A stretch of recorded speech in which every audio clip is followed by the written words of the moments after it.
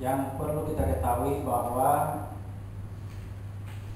Allah dalam menurunkan ayat-ayatnya dibagi dalam dua golongan besar, yaitu ayat-ayat yang jelas yang disebut dengan ayat muhkamat, dan yang kedua ayat-ayat yang berupa perumpamaan atau kiasan yang disebut dengan ayat mutasyabihat.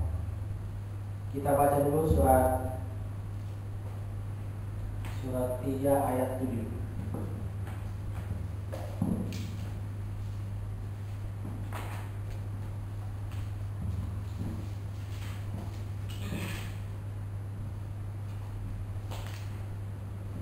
Dialah yang menurunkan Alkitab kepadamu.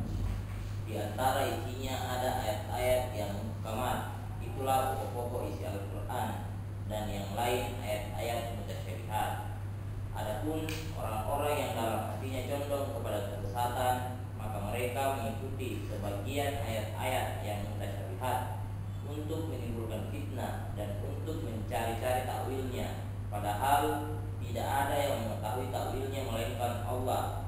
Dan orang-orang yang mendalam ilmunya berkata, kami beriman kepada ayat-ayat yang mutasyabihat, semuanya itu dari sisi Tuhan kami, dan tidak dapat mengambil pelajaran melainkan orang-orang yang berakal. Ya.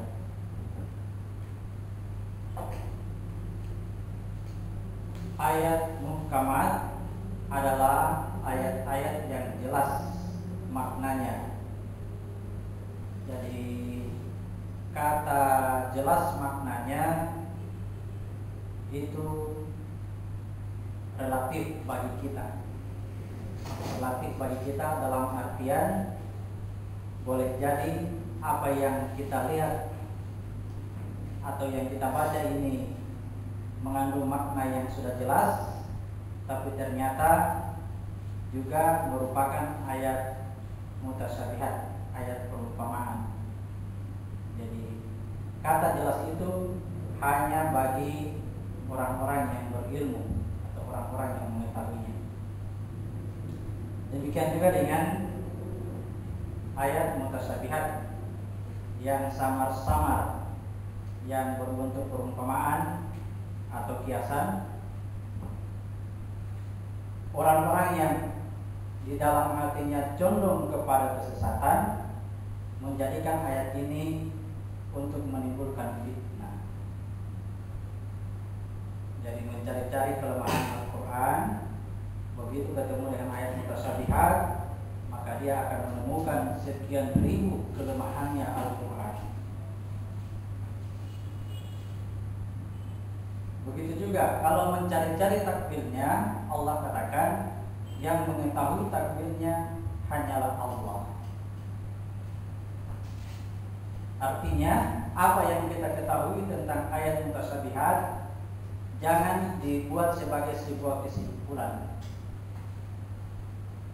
tetapi kita akan melihat yang kita pahami tersebut benar atau tidak ketika Allah memperlihatkannya kepada kita, seperti apa yang dimaksud pada ayat itu. Jadi apa yang saya sampaikan yang bersangkut paut dengan ayat mutasyabihat jangan diambil sebagai sebuah kesimpulan, karena boleh jadi apa yang saya katakan juga adalah makna kiasan, bukan makna yang sebenarnya. Jadi dibuat dalam bentuk kiasan, perumpamaan, karena mengandung makna yang luas, yang banyak, bermacam-macam. Namun pada akhirnya kesimpulannya adalah satu. Kesimpulannya satu. Ya, pada intinya bahwa Allah katakan bahwa ketahuilah atau katakanlah bahwa apa yang diwahyukan kepadamu itu adalah bahwa tidak ada Tuhan selain Allah, dan hendaklah kamu berserah diri kepadanya. Kita baca surat 21 ayat 108.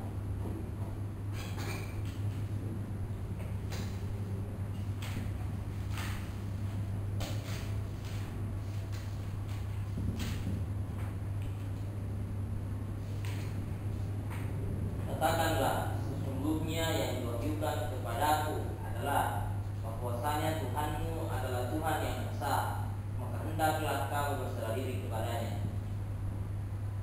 Ya, katakanlah bahwa apa yang diwahyukan kepadaku adalah la ilaha illallah, tiada Tuhan selain Allah.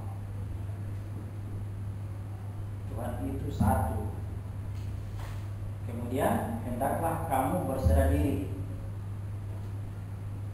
Jadi apapun bentuk ayat yang kita baca atau yang kita perhatikan di alam semesta makro dan mikro ini, pada dasarnya adalah untuk menjelaskan bahwa tidak ada Tuhan selain Allah, dan hendaklah kamu berserah diri kepadanya. Jadi meskipun mempunyai makna yang berbeda, pada akhirnya kesimpulannya sama. Kemudian kita lihat ayat-ayat mutasyabihat.